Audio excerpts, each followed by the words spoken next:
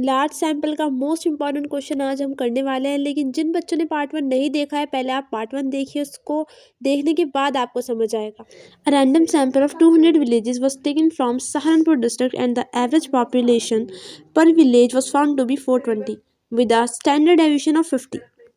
सो question के according 200 villages का एक सैंपल लिया गया है और वहाँ पर जो पॉपुलेशन है, एवरेज पॉपुलेशन, वो 420 है और स्टैंडर्ड डेविएशन हमें दिया है 50।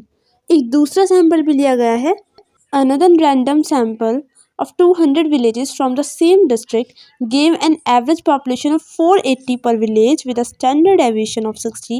Is the difference between the average of two samples statistically significant? जो दूसरा सैंपल है उसमें भी 200 विलेजेस का ही सैंपल लिया गया है। 480 का हमें एवरेज पॉपुलेशन बताया और स्टैंडर्ड डेविएशन बताया 60 का।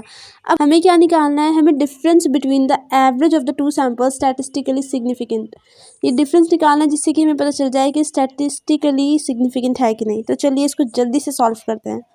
तो ये है इसका सॉल्यूशन। अब इस सॉल्यूशन को हम लोग स्टेप बाय स्टेप समझेंगे जिससे आपकी थ्योरी भी बहुत अच्छे से क्लियर हो जाएगी। तो सबसे पहले तो हमने क्या किया है, इस क्वेश्चन में सारी वैल्यूज़ को पुट कर लेना है। देखिए n1 हमारा क्या है, 200 विलेजेस जो दिया गया है वो है। x बार 1 हमारा क्या है, जो पॉपुलेशन बताई गई है वो है। और स्टैंडर्ड डेविएशन 1 क्या है, 50। ऐसे ही दूसरी वाली वैल्यूज़ डालनी है।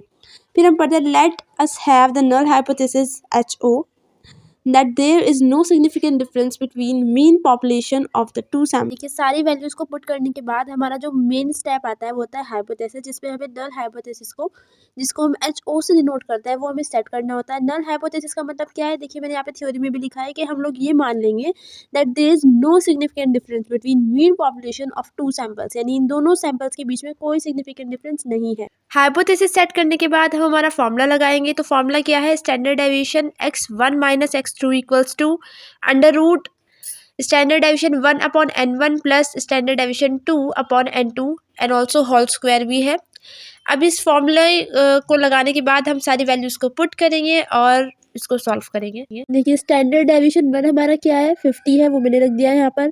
अपॉन n1 क्या था, 200। इसी तरीके से स्टैंडर्ड डेविएशन 2 क्या था, 60 अपॉन n2 क्या था, 200 और होल स्क्वायर लगाया, उसको हमने सॉल्व किया तो हमारा यहाँ पर आंसर आ जाता है 5.52।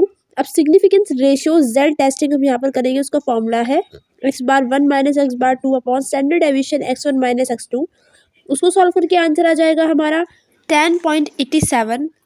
अब देखिए it is clear that z equals to 10.87, hence we reject the null hypothesis and difference is much significant। इसका मतलब ये है कि जो क्रिटिकल वैल्यू होती है उससे ज़्यादा हमारा आंसर आया है, तो उसका मतलब क्या है कि हम नल हाइपोथेसिस को रिजेक्ट कर देंगे और अल्टरनेटिव हाइपोथेसिस को मानेंगे। तो इसका मतलब क्या है, it is clear that difference is much significant, यानी कि डिफरेंस सिग्निफिकेंट है।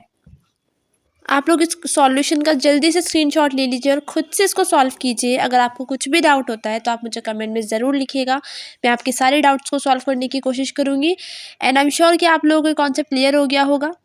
अगर आप लोग और क्वेश्चन सॉल्व कराना चाहते हैं तो वो भी कमेंट में लिख दीजिए।